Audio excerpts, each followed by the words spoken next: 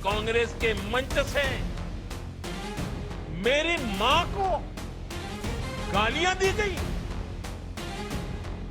ये गालियां सिर्फ मेरी मां का अपमान नहीं है, ये देश की मां, बहन, बेटी का अपमान। मां के सम्मान में बेटियां उतरी है मैदान में। जो प्रधानमंत्री, अब हम लेट गए हैं तो बस जब तक माफी नहीं मांगेंगे लेटले रहेंगे। के माँ के गाड़ी दिया है। कौन दिया है गाली? भाजपा की तो गाड़ी दिया है, वही उसका ये नारा लगाने के लिए, इसी झंडा से मारेंगे उसका। मोदी के माँ के गाड़ी दिया है। अच्छा, उसके में आए। कौन दिया है गाली? भाजपा दिया है।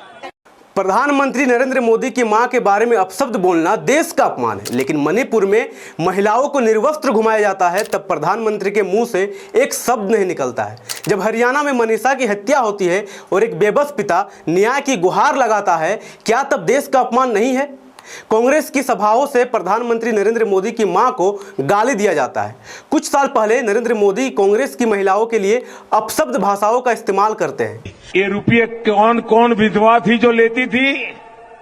ये कांग्रेस की कौन सी विधवा थी? भाइयों बहनों बता दीजिए, इस देश में कभी किसी ने 50 करोड़ की गर्लफ्रेंड देखी है? इन नेताओं का ये नौटंकी है। जब जब चुनाव आता है इसी तरह लोगों की भावनाओं से जोड़कर एक मुद्दा बनाया जाता है, जिससे देश के प्रमुख मुद्दे जैसे निजीकरण, बेरोजगारी, अशिक्षा, गरीबी और महंगाई जैसी समस्याएं गौण हो जाती है। देश की जनता को यह समझना होगा कि किसी नेता का अपमान देश का अपमान नहीं होता है, किसी नेता के रिश्तेदारों का अपमान देश का अपमान नहीं है। यह उनका व्यक्तिगत मामला है जिससे देश की जनता को दूरी बनानी चाहिए। जब नरेंद्र मोदी के मां का अपमान होता है तो नरेंद्र मोदी कहते हैं कि यह देश का अपमान है, लेकिन जब देश में बेटियों का अपमान होता है तब वो नरेंद्र मोदी का अपमान नहीं है। मणिपुर में महिलाओं को किस हद तक जेल किया गया था तब हमारे माननीय प्रधानमंत्री बिल्कुल चुप रहे। क्या देश की किसी महिलाओं को निर्वस्त्र घुमाना उस देश के प्रधानमंत्री का अपमान नहीं है? अगर नहीं है तो कैसे नरेंद्र मोदी के मां का अपमान देश का अपमान हुआ? जोहार, जय भीम, जय फूले, जय बिरसा, जय साहू, जय पेरियार, जय संविधान। भारत एक लोकतांत्रिक देश है जहां जनता को अपनी बात कहने और सवाल उठाने का अधिकार है, लेकिन दुख इस बात की है कि जब जब देश में चुनाव आते हैं असली मुद्दों को पीछे छोड़कर ऐसे विषयों को उछाला जाता है जो जनता की समस्याओं से नहीं बल्कि नेताओं की भावनाओं से जुड़े होते हैं। हाल ही में कुछ नेताओं द्वारा एक दूसरे के रिश्तेदारों को लेकर दिए गए बयानों ने एक बार फिर यही साबित कर दिया है, राजनीति अब मुद्दों से नहीं भावनाओं का खेल बन चुका है। प्रधानमंत्री नरेंद्र मोदी की मां को लेकर विपक्षी पार्टी के कुछ नेताओं ने आपत्तिजनक टिप्पणी की, जिसे लेकर भाजपा ने पूरे देश में इसे देश का अपमान बताकर चुनावी मुद्दा बना लिया। वहीं दूसरी ओर कुछ साल पहले खुद प्रधानमंत्री नरेंद्र मोदी ने कांग्रेस की महिलाओं पर कटाक्ष करते हुए आपत्तिजनक भाषा का इस्तेमाल किया था। यह कोई पहली बार नहीं है जब राजनीति में व्यक्तिगत टिप्पणियां हुई हो, लेकिन अक्सर इनका इस्तेमाल भावनात्मक माहौल बनाकर राजनीतिक फायदे लेने के लिए किया जाता है। क्या नेताओं के परिजन देश के प्रतीक हैं? यह सवाल बहुत जरूरी है कि क्या किसी नेताओं के परिजनों का अपमान देश का अपमान है? क्या प्रधानमंत्री की मां जो एक सामान्य नागरिक है उनका अपमान करना सीधे देश का अपमान है? यदि ऐसा है तो फिर देश की आम महिलाओं के साथ हुए अपमान को भी उतनी ही संवेदनशीलता से लेनी चाहिए। पूरी दुनिया ने देखा कि कैसे मणिपुर में महिलाओं को सरेआम निर्वस्त्र घुमाया गया। इस दृश्य ने पूरे देश को झकझोर दिया था, लेकिन प्रधानमंत्री चुप रहे। क्या यह घटना उस भारत का अपमान नहीं था जिसे मां कहकर संबोधित किया जाता है?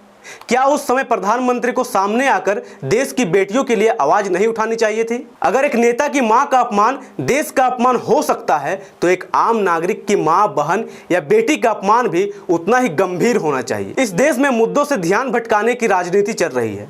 भारत में बेरोजगारी, अशिक्षा, महंगाई, स्वास्थ्य व्यवस्था की कमी और निजीकरण जैसे गंभीर मुद्दे हैं जो करोड़ों लोगों के जीवन को सीधे प्रभावित करता है, लेकिन इन पर बहस करने की बजाय हमारे नेता व्यक्तिगत हमलों और भावनात्मक नारों में उलझे रहते हैं। हर चुनाव से पहले ऐसे बयान सामने आते हैं जो जनता का ध्यान भटकाते हैं और असली मुद्दे हाशिए पर चले जाते हैं। जब नेता एक दूसरे के माता, पिता या पत्नी या बच्चों को लेकर टिप्पणी करते हैं तो यह ना सिर्फ राजनीति को नीचा दिखाता है बल्कि जनता की समझ को भी कम तर आंकता है। जनता को यह सोचने पर मजबूर किया जाता है कि अगर आप किसी नेता के परिजन का अपमान करते हैं तो आप राष्ट्र विरोधी हैं। लेकिन यही नेता तब कहां होते हैं जब देश की जनता वास्तविक संकटों से जूझ रही होती है। नेताओं को जनता ने चुना है, वे जनता के सेवक होते हैं, भगवान नहीं। उनकी आलोचना या उनके व्यक्तिगत जीवन पर सवाल उठाना सही हो या गलत, यह उनका व्यक्तिगत विषय है। इसे देश के अपमान से जोड़ना एक राजनीतिक चाल है। जब तक जनता इस चाल को नहीं समझेगी तब तक हर चुनाव में भावनाओं का खेल खेला जाएगा और असली मुद्दे हमेशा दबते रहेंगे।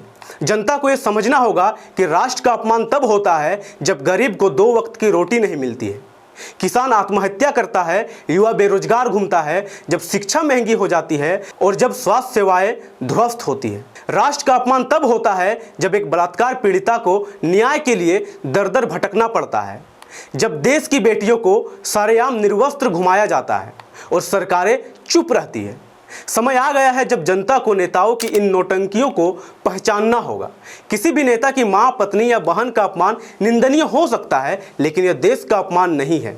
और अगर इसे देश का अपमान कहा जा रहा है तो फिर हर उस बेटी का अपमान भी उतना ही गंभीर होना चाहिए जो देश की नागरिक है। देश का असली अपमान तब होता है जब नेताओं को जनता की समस्याओं से कोई फर्क नहीं पड़ता। जनता को अब भावनाओं से नहीं बल्कि मुद्दों से जुड़ना होगा, तभी एक सशक्त और न्यायपूर्ण लोकतंत्र संभव है। धन्यवाद। मैं सूरज कुमार और आप देख रहे थे MNT news network. MNT news network को सब्सक्राइब करें, लाइक और फॉलो करना ना भूलें। साथ ही बेल आइकॉन दबाकर जन जागृति की मुहिम में जुड़े रहें।